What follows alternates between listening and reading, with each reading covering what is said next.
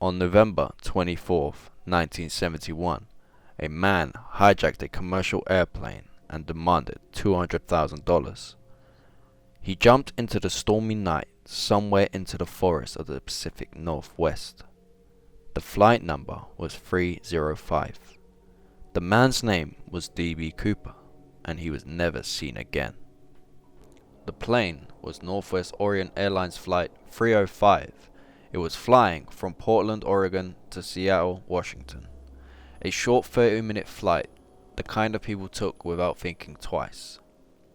Cooper boarded in Portland. He paid cash for a one-way ticket. Back then, nobody checked IDs. Security was almost non-existent. Witness described him as a calm, polite, and well-dressed. He ordered a bourbon and a soda. He tipped the flight attendant.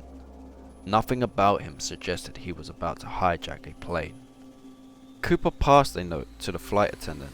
At first, she ignored it, but Cooper quietly said he had a bomb. When she looked inside his briefcase, she saw what appeared to be wires and red sticks. Cooper didn't panic. He didn't shout. He spoke calmly and politely, like he had done this before. His demands were specific: $200,000 in $20 bills, 4 parachutes, and a fuel truck waiting when they landed in Seattle. No negotiation. When the plane landed in Seattle, authorities complied. The passengers were released. The money and parachutes were delivered. The FBI recorded the serial numbers of the bills. They thought they could track him later. What they didn't expect was that Cooper wasn't planning to land again. Cooper ordered the crew to fly towards Mexico City. He demanded low altitude and slow speed. The plane took off into the night. At some point over southwestern Washington state, the backstairs of the plane were lowered mid-flight. This wasn't supposed to be possible, but Cooper knew the aircraft model well enough to pull it off. Somewhere between the towns of Ariel and Woodland, Washington, he jumped. Investigators believed he likely landed in a dense forest near the Lewis River or in a Columbia River basin. It was cold, it was raining, it was pitch black, and he jumped anyway. The FBI launched a massive manhunt. Helicopters searched forests, teams combed rivers, divers searched water, and nothing. Years later, a boy found some of the ransom money buried near a Columbia River. The serial numbers matched Cooper's cash. That confirmed one thing: Cooper, or at least his money, made it to the ground, but the man himself was gone. Some believe Cooper was a trained military paratrooper. He knew the aircraft.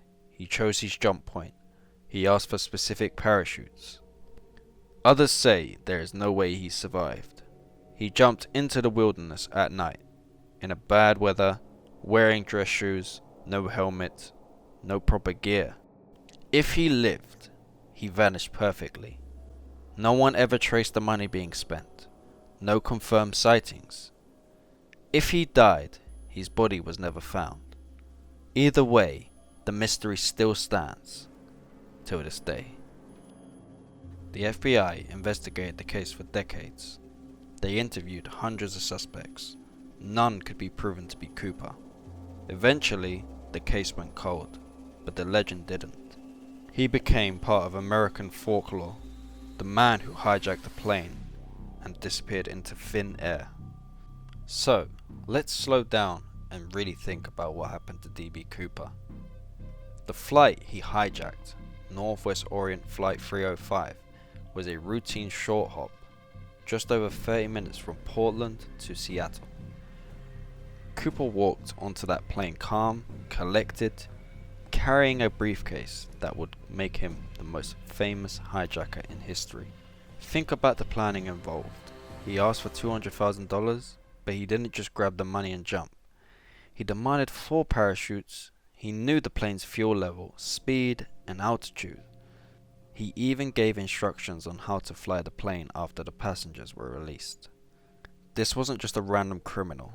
This was a calculated, precise, and somehow polite person. And then, the jump.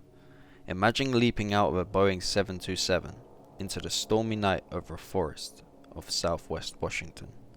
He didn't even have a helmet, no proper jump gear, just a parachute, a briefcase, and a suit. He disappears into the night, never to be confirmed alive again.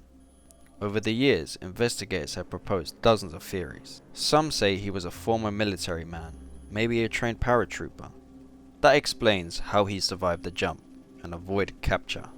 Others believe he didn't make it, that the wilderness claimed him indefinitely. Some theorists even suggest he had help waiting on the ground. A car, a boat, maybe even a safe house. And then there are wild theories. He faked his death entirely, starting a new life, under the new identity, blending into society like he never existed. The FBI spent decades chasing every lead. They questioned skydivers, criminals, even relatives of possible suspects. Some suspects were investigated in depth. One man even confessed under pressure, only for the claim to fall apart under scrutiny. In 2016, after 45 years, the case was officially closed. But the mystery, the legend, lives on. Let's talk about the money. In 1980, a young boy found a decaying package with $5,800 from the ransom, buried along the Columbia River. Some bills matched the serial numbers, but that was it. No other evidence, no clues about Cooper's survival, just a few bills, and the story that fascinates people to this day. And here's the thing, the story of D.B. Cooper isn't just a crime itself. It's about the man who vanished completely, leaving only speculation, legends, and unanswered questions. A man who hijacked a plane, walked away from the law, and became a part of American folklore. Now, think about the human side. The passengers were terrified, yet they walked away safely. Cooper never harmed anyone. He followed his plan precisely. And the audacity, the confidence, the claim, it was what makes this story so unforgettable.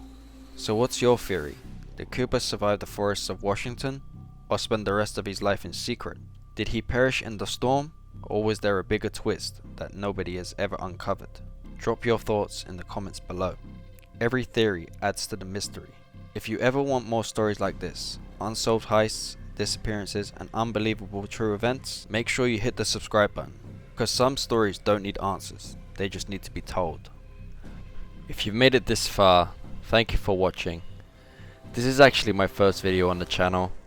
If you enjoyed it, hit the subscribe button, because there's a lot more real life stories and mysteries coming along. Thanks guys.